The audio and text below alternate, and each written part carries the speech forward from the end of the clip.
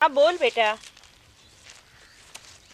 અરે સવારે તો તે મને કહ્યું તું કે તું પિંક સ્કર્ટ પહેરવાની છું. નથી પહેરવું એ સારું, તને જે ગમે એ પહેરી લે. હા ભાઈ હા, પોનીટેલ ન બાંધીશ ને વાળ છૂટા રાખીશ તો પણ ચાલશે. અરે શું તું પણ બેટા, ચાલ સાંજે આવીને વાત કરું છું. બાય. શું આરતીબેન, તમે પણ આ પ્રેક્ષક મિત્રો આપણી રાહ જુએ છે અને તમે દીકરી સાથે વાતોમાં પડ્યા છો. માફ કરજો દર્શક મિત્રો.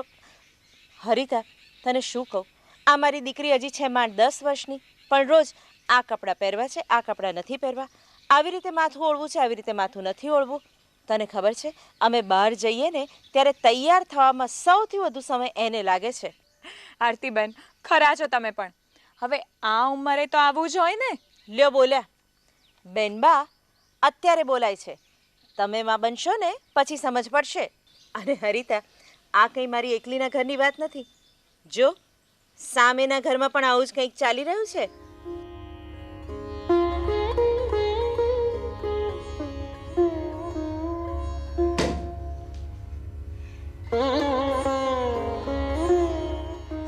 એ શાલિની,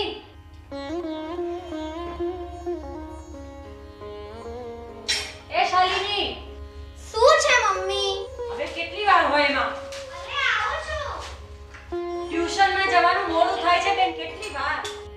મમ્મી, ત્યાં બધા તારી રાહ જોઈને બેઠા છે. ભાઈ ચાલ ને ટ્યુશનમાં. એક તો મારા વાળ સરખી રીતે ઓળાતા નથી ને તું પણ બસ. હવે વાળ એક તો આવડા ગમથા છે ને એમાં શું નથી ઓળાતા? લાવ તારો ચોટલો કરું ફટ લઈ. ના ના મમ્મી, મારે ચોટલો નથી વાળવો. કોઈ નાની કીકલી નથી. બોલો બોલો, ચોટલા નાની કીકલી વાળતા હશે. અને હવે જલ્દી કર ને, તને બહાર રાહ જુએ છે બધા, ટ્યુશનમાં જવાનું મોડું થાય છે. આવું છું મમ્મી. અને આ શું કર્યું છે ચારે બાજુ? આ રંગોળી કેમ કરી છે કપડાની? હા મમ્મી, પહેલા છે ને આ પહેર્યું, પણ સારું ના લાગ્યું. પછી આ પહેર્યું, એ ના ગમ્યું. છેવટે આ પહેર્યું. કર હજી બધી રંગોળી. અહીંયા સારું લગાડવા જવાનું છે કે ભણવા જવાનું છે? સમજ નથી પડતી. અને આ ચોપડાનો ઢગલો ઉપાડતા, ચોપડાનો ઢગલો ઉપાડ ચાલ.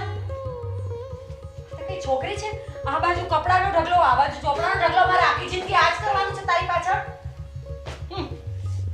હવે જલ્દી જા બેન, તારા ટ્યુશન વાળા રાહ જોઈને ઊભા છે.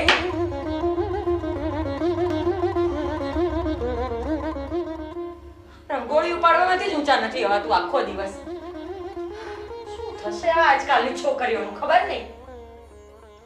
જોયું ને હરિતા, જોયું ને તે? આ જોઈને તને સમજાશે કે આ મારી એકલીની પરેશાની નથી. આરતીબેન, ચિંતા ન કરો. આ તમે નહીં પણ તમારામાં રહેલી માં બોલે છે.